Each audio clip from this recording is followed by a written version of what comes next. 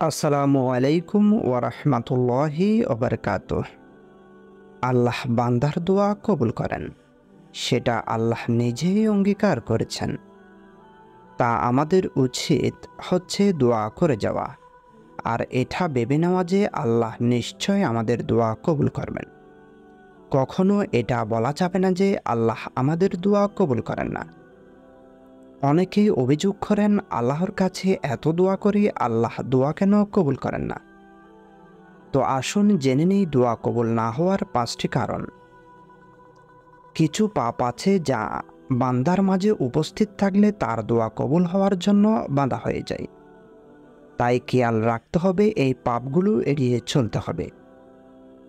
যদি কেউ চায় তার দোয়া কবুল করা হোক, দোয়া করার সময় যদি মনে হয় যে আপনি সরাসরি আল্লাহর সাথে কথা বলেছেন, যদি চোখে জল আসে এবং দোয়া শেষে যদি মনে প্রশান্তি অনুভব করেন, তবে আশা করা যায় আল্লাহ আপনার দোয়া কবুল করেছেন।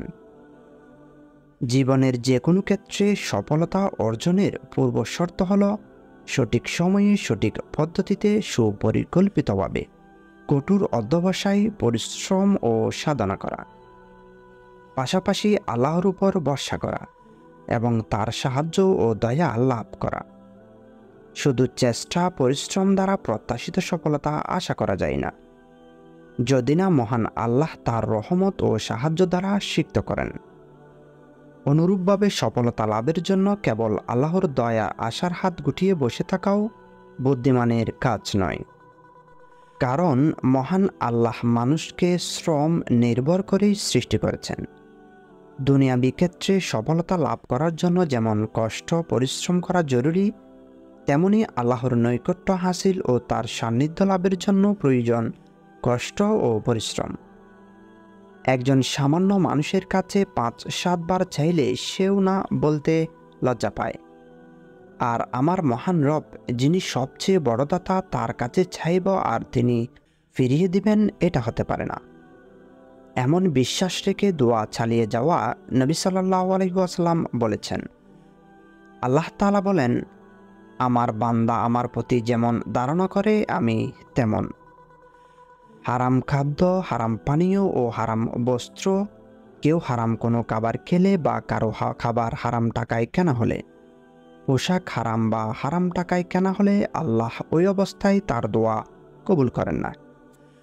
রাসূল করিম সাল্লাল্লাহু আলাইহি ওয়াসাল্লাম বলেছেন, হে মানব সকল, আল্লাহ পবিত্র, তিনি পবিত্র বস্তু ছাড়া কোনো কিছু গ্রহণ করেন না। তিনি এই ব্যাপারে মুমিনদের যেই নির্দেশই দিয়েছেন, যেই নির্দেশ তিনি দিয়েছিলেন রাসূলদেরকে। আল্লাহ বলেছেন, হে রাসূলগণ, তোমরা পবিত্র বস্তু হতে আহার করো ও সৎকর্ম করো। তোমরা যা করো সেই সম্বন্ধে আমি সবিশেষ অবহিত। আর আল্লাহ মুমিনদেরকে উদ্দেশ্য করে বলেছেন, হে মুমিনগণ, তোমাদের আমি যেই সব পবিত্র বস্তু দিয়েছি তা হতে আহার করো।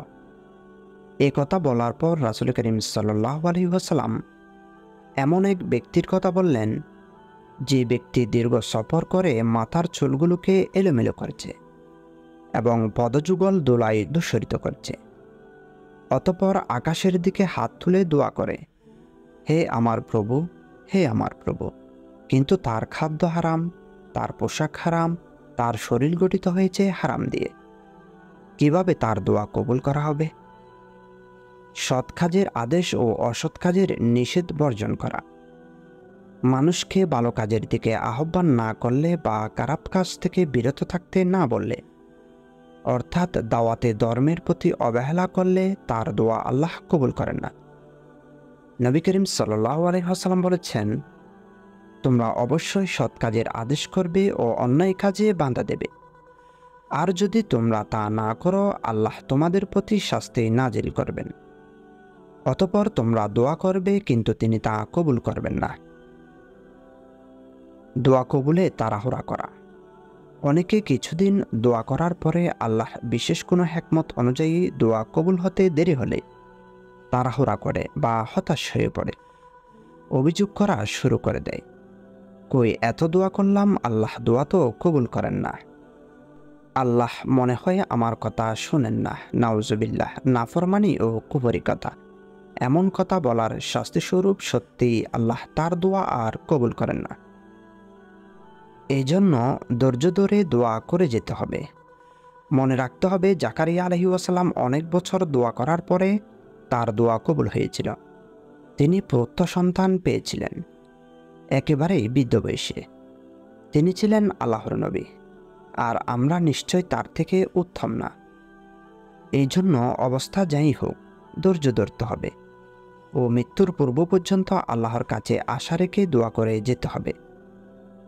রাসূল করিম সাল্লাল্লাহু আলাইহি ওয়াসাল্লাম বলেছেন, বান্দার দোয়া সর্বদা কবুল করা হয় যদি সেই দোয়াতে পাপ অথবা আত্মীয়তার সম্পর্কের চিহ্ন করার কথা না বলে এবং তাড়াহুড়া না করে। জিজ্ঞেস করা হলো, হে আল্লাহ রসুল, তাড়াহুড়া বলতে কী বোঝায়? তিনি বললেন, দোয়াতে তাড়াহুড়া হলো প্রার্থনাকারী বলে, আমি তো দোয়া করলাম কিন্তু কবুল হতে দেখলাম না। ফলে সে নিরাশ হয় ও ক্লান্ত হয়ে দোয়া করা ছেড়ে দেয়। দোয়াতে এই ধরনের তাড়াহুড়া করা আল্লাহর অপছন্দ করেন।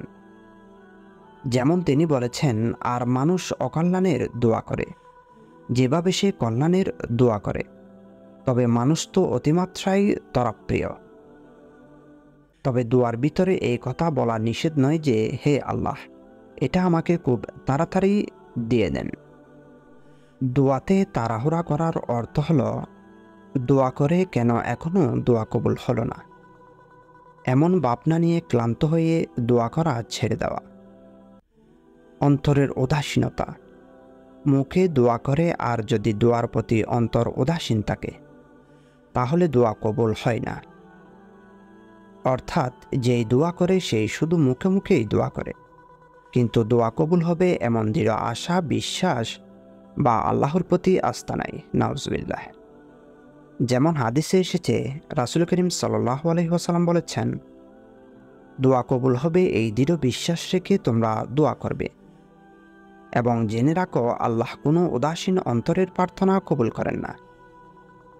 অতএব দোয়ায় যা কিছু বলা হবে তার প্রতি অন্তরের একনিষ্ঠভাব থাকতে হবে।